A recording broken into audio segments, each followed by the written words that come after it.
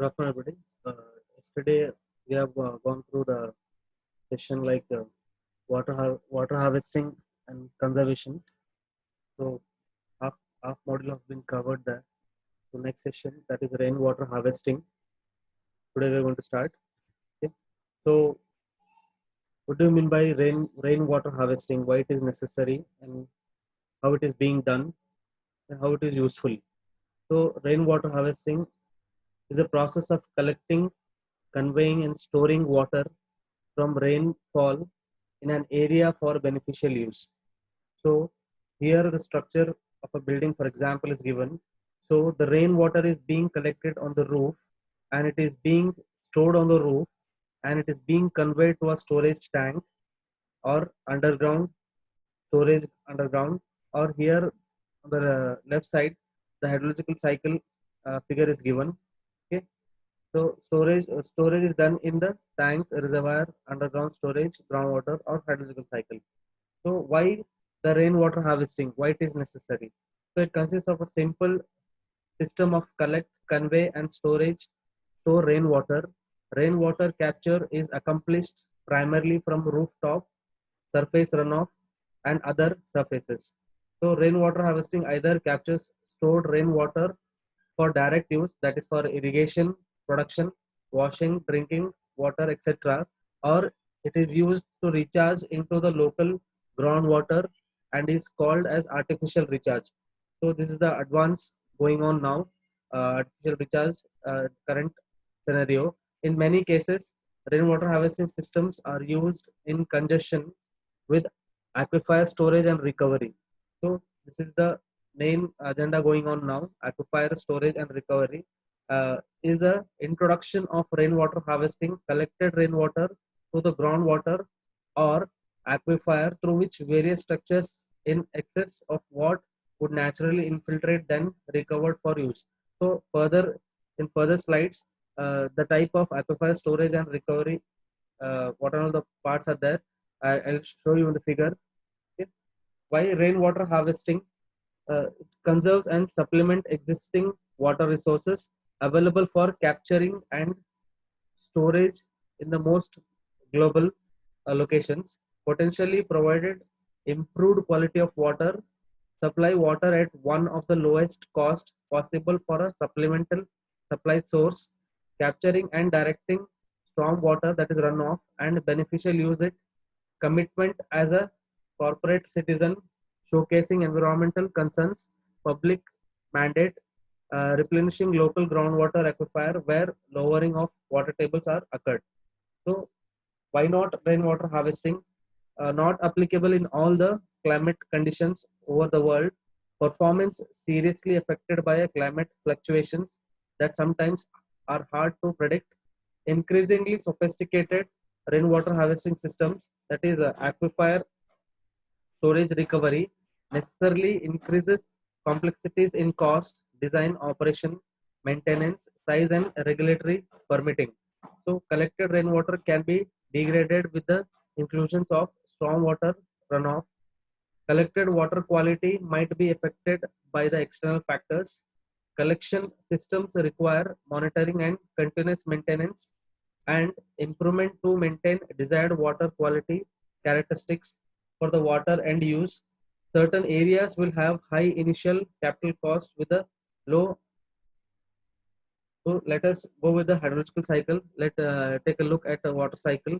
Here the condensation, precipitation, falling of rainfall, and flowing, that is surface runoff, and some part is being consumed for agriculture or the trees. Okay. And some part is being infiltrated to the groundwater and reaches to the reservoir from surface runoff to surface water. So some part is being evaporated again back to the clouds. Okay. That process is known as evaporation. This is a water cycle, hydrological cycle. So you have seen in the model one. So rainfall definition, that is intensity, quantity per time, the rainfall event, duration, period of time for the precipitation event, average annual and monthly precipitation, average rainfall over 1 year period and monthly intervals, and usually based on the 30 of more years of the data. here the typical diagram recommendation for rainwater harvesting. The first in the diagram, the first point is that given the roof, the water is being collected here in the screens is being provided, and it is being collected to the discharge water, and next move to the pre-filter, and next the water is being moved to the storage tank, and meter is being installed at the 6-point flow meter and 7 stormwater discharge. So the water is being discharged here. Groundwater recharge. Look at the figure how the water is being recharged to the ground. How the water table, the water level is being increased in this shown in the figure.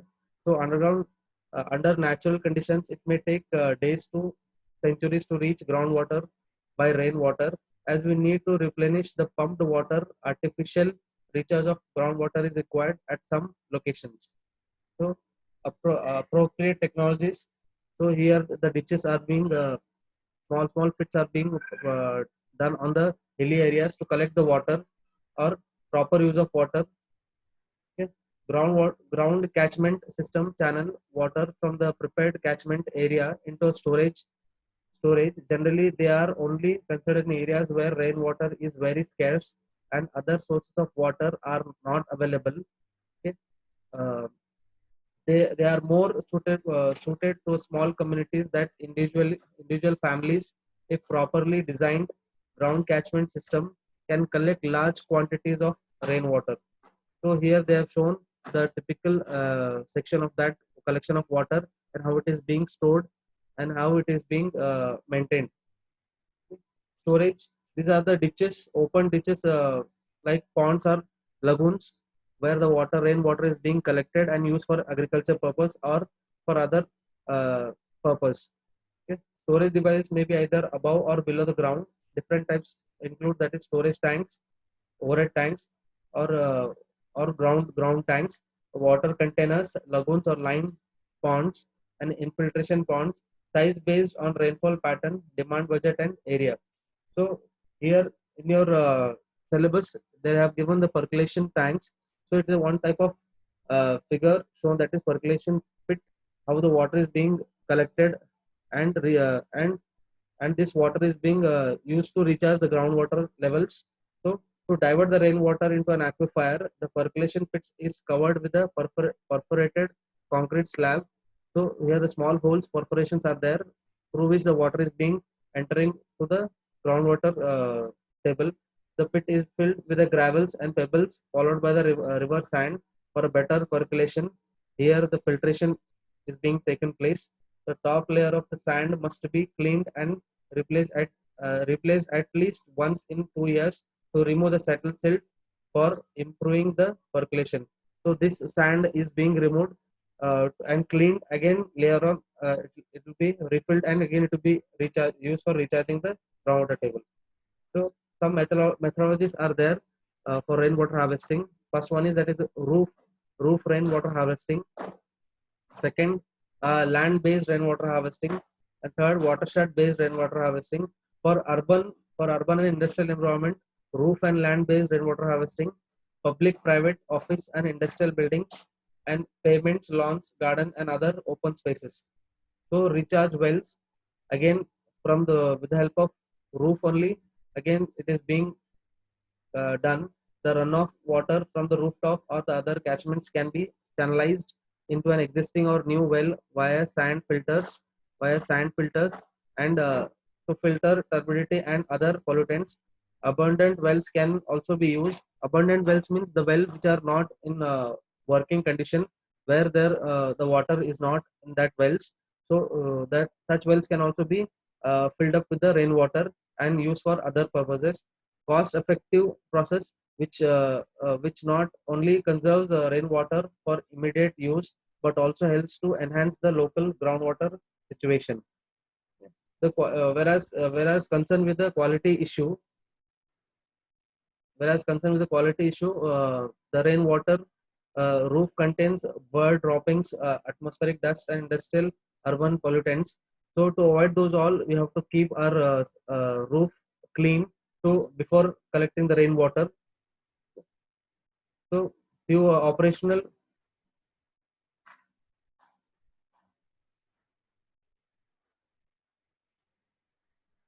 few operational this procedures and design considerations are there at the uh, point, that is a storage tank,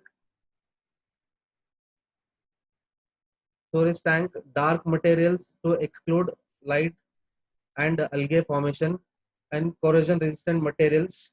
Tank is protected shaded area to lower the temperature.